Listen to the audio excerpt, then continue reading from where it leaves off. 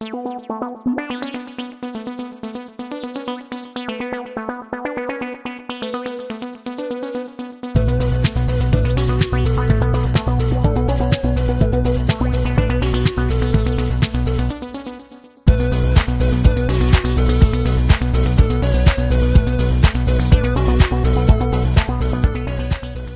Saint-Coran possède des attributs miraculeux qui prouvent qu'il est la parole de Allah. L'un de ces attributs est le fait que certaines vérités scientifiques que seule la technologie du XXe siècle nous a permis de découvrir étaient déjà affirmées dans le Coran voici 1400 ans.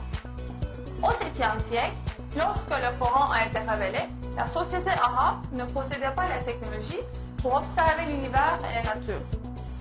Par exemple, il supposait que le monde était plat et que les montagnes soutenaient le ciel comme des piliers. Je vais vous parler aujourd'hui de certains sujets scientifiques révélés dans le Coran sur l'atmosphère et la pluie.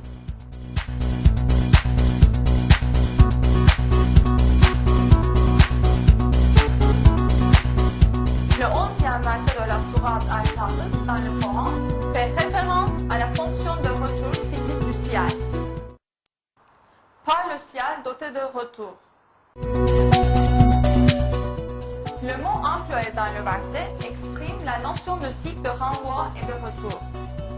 L'atmosphère est constituée de nombreuses couches. Chacune de ces couches joue un rôle important au profit de la vie. La recherche a révélé que ces couches ont pour fonction de renvoyer dans l'espace ou vers la Terre les matériaux ou les rayons auxquels ils sont exposés. Maintenant, examinons les couches de l'atmosphère. La couche d'ozone, à une altitude de 25 km, reflète le rayonnement nuisible et la lumière ultraviolet venant de l'espace et les renvoie dans l'espace. L'ionosphère reflète les ondes radio émises de la Terre et les renvoie vers différentes parties du monde, tout comme un satellite de communication pacifique. C'est ce qui permet la communication sans fil, l'émission radiophonique et télévisée sur de longues distances.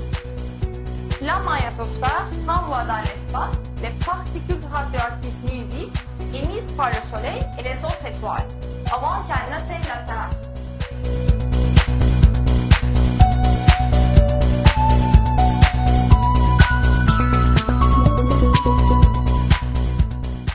L'un des faits concernant l'univers révélé dans les versets du Coran est que le ciel est fait de 7 couches. C'est lui qui a créé pour vous tout ce qui est sur la terre. Puis il tourna sa volonté vers le ciel et l'agença en 7 cieux. Il connaît parfaitement toutes choses.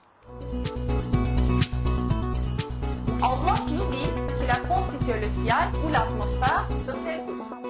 En effet, on sait aujourd'hui que l'atmosphère est constituée de différentes couches superposées.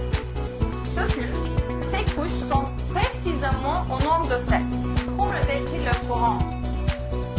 Troposphère, stratosphère, ozonosphère, mésosphère, thermosphère, ionosphère et exosphère. C'est un grand miracle que ce fait qui n'aurait absolument pas été découvert sans la technologie du XXe siècle et explicitement annoncé dans le Coran voici 1400 ans.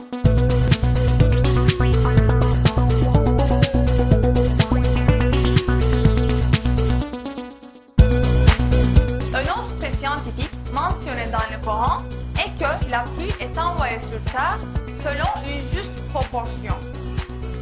Dans le 11e verset de la sourate Al-Zukhruf, la pluie est définie comme l'eau envoyée vers le bas dans une mesure définie. Celui qui a fait descendre l'eau du ciel avec mesure et avec laquelle nous ranimons une cité morte. Ainsi, vous serez ressuscités. Cette mesure mentionnée dans le verset fait appel à certaines caractéristiques de la pluie. Premièrement, les scientifiques ont prouvé que la quantité de pluie qui tombe sur la Terre est toujours identique. On estime que dans une seconde, 16 millions de tonnes d'eau s'évaporent de la Terre. Ce nombre est égal à la quantité d'eau qui tombe sur la Terre dans une seconde. En conclusion, l'eau circule dans un cycle équilibré selon une mesure. en chute. L'altitude minimum des nuages de pluie est de 1200 mètres. Une fois lâché de cette hauteur, un objet ayant les mêmes poids et taille qu'une goutte de pluie accélère sans cesse et tombe sur la Terre avec une vitesse de 558 km/h.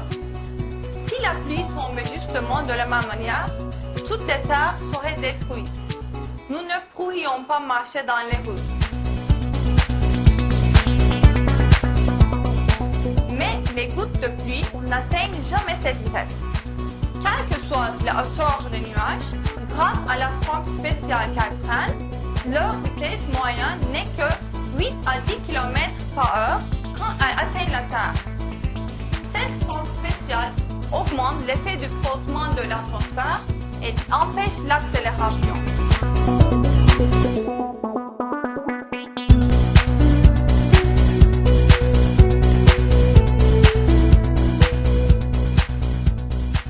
Ces vérités, apprises par la science moderne seule, ont été annoncées par Allah dans le Coran il y a 1400 années. Allah nous dit qu'il y a des signes dans la création des cieux et de la terre pour les gens doués de l'intelligence. En vérité, dans la création des cieux et de la terre et dans l'alternance de la nuit et du jour, il y a certes des signes pour les doués d'intelligence qui, debout, assis, couchés sur leur côté, invoquent Allah et méditent sur la création des cieux et de la terre, disant « Notre Seigneur, tu n'as pas créé cela en vain. Gloire à toi, garde-nous du châtiment du feu. »